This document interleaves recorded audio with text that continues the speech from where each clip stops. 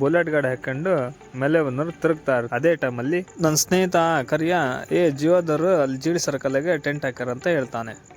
So tent ಹತ್ರ ಹೋದಾಗ ಒಂದು ಕಸ್ಟಮರು ಹಣ ವೊಡಾಫೋನಿಂದ ನನಗೆ ಏರ್ಟೆಲಿಗೆ ಪೋರ್ಟ್ ಮಾಡ್ರಿ ಅಂತ ಹೇಳ್ತಾರೆ. ಅವರು ಹೇಳಾದ್ಮೇಲೆ ಅವ್ರ ಫೋನ್ ಇಸ್ಕೊಂಡು ಪೋರ್ಟಿಂಗ್ ಮೆಸೇಜ್ನ ಕಳಿಸ್ತೀನಿ. ಸಿಮ್ ಕಾರ್ಡ್ ಪೋರ್ಟ್ ಮಾಡಲು ಆಧಾರ್ ಕಾರ್ಡ್ ಬೇಕಂತ ಕೇಳಿದಾಗ ಕಸ್ಟಮರ್ ಆಧಾರ್ ಕಾರ್ಡ್ ಕೊಡ್ತಾರೆ. ಸೊ ಅದಾದಮೇಲೆ ನನ್ನ ಮಿತ್ರ ಆ್ಯಪ್ ಓಪನ್ ಮಾಡ್ಕೊಂಡು ಸೊ ಅವ್ರದ್ದು ಆಧಾರ್ ಕಾರ್ಡ್ ನಂಬರ್ನ ಆ ಮಿತ್ರ ಆ್ಯಪಲ್ಲಿ ಎಂಟ್ರಿ ಮಾಡ್ತೀನಿ. ಆಧಾರ್ ಕಾರ್ಡ್ ನಂಬರ್ ಎಂಟ್ರಿ ಮಾಡಾದಮೇಲೆ ಸೊ KYC ಪ್ರೊಸೆಸ್ ಫೇಸ್ ಅಥೆಂಟಿಕೇಷನ್ನ ನಾನು ಕಂಪ್ಲೀಟ್ ಮಾಡ್ತೀನಿ. ಅದಾದಮೇಲೆ ಕಸ್ಟಮರ್ದು ಲೈವ್ ಫೋಟೋವನ್ನು ತೆಗಿತೀನಿ.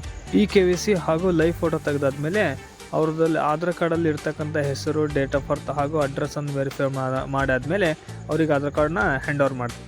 ಆಧಾರ್ ಕಾರ್ಡ್ ಡೀಟೇಲ್ಸ್ನ ವೆರಿಫೈ ಮಾಡಾದ್ಮೇಲೆ ಹೊಸ ಸಿಮ್ ಕಾರ್ಡ್ ಏರ್ಟೆಲ್ ತೆಗೆದು ಸ್ಕ್ಯಾನ್ ಮಾಡಿ ಸೊ ಏರ್ಟೆಲ್ ಸಿಮ್ ಪ್ಯಾಕ್ ಹೊಡೆದು ಫಿಸಿಕಲ್ ಸಿಮ್ ಮೇಲೆ ಇರ್ತಕ್ಕಂಥ ನಂಬರ್ ಹಾಗೂ ಆ್ಯಪಲ್ಲಿ ಇರ್ತಕ್ಕಂಥ ನಂಬರ್ಗೆ ಮ್ಯಾಚ್ ಮಾಡ್ಕೊಂಡಾದ್ಮೇಲೆ ನಂದು ಕೂಡ ಫೇಸ್ ಅಥೆಂಟಿಕೇಷನ್ ಮಾಡಾದ್ಮೇಲೆ ಅಪ್ಲಿಕೇಶನ್ನ ನಾನು ಸಬ್ಮಿಟ್ ಮಾಡ್ತೀನಿ.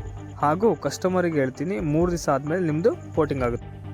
ಆ ಸಿಮ್ ಕಾರ್ಡ್ ಆ್ಯಕ್ಟಿವೇಷನ್ ಮಾಡಾದ್ಮೇಲೆ ಸೊ ನಮ್ಮ ರಘು ಅವರು ಅಂದರೆ ಗಜ ಅವ್ರದ್ದು ಅಂಗಡಿಗೆ ಹೋಗ್ತೀನಿ. ಸೊ ಅಲ್ಲಿ ಹೋಗಿಂದ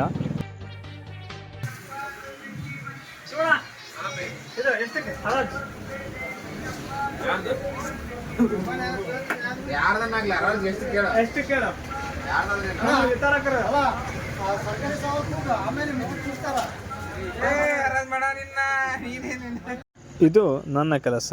ಈ ವಿಡಿಯೋ ನಿಮ್ಗೆ ಇಷ್ಟ ಆದರೆ ಲೈಕ್, ಶೇರ್ ಆ್ಯಂಡ್ ಸಬ್ಸ್ಕ್ರೈಬ್ ಮಾಡಿ ನಮ್ಮ ಚಾನಲ್ಗೆ.